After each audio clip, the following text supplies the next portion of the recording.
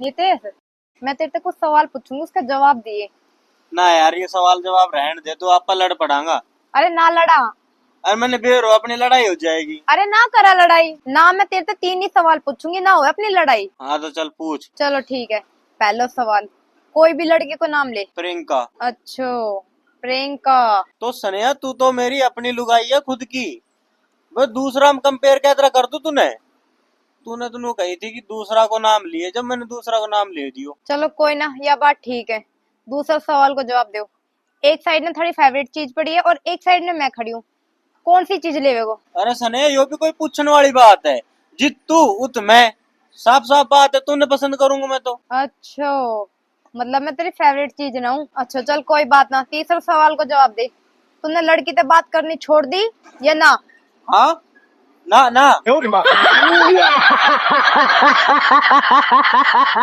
रहा कभी भी?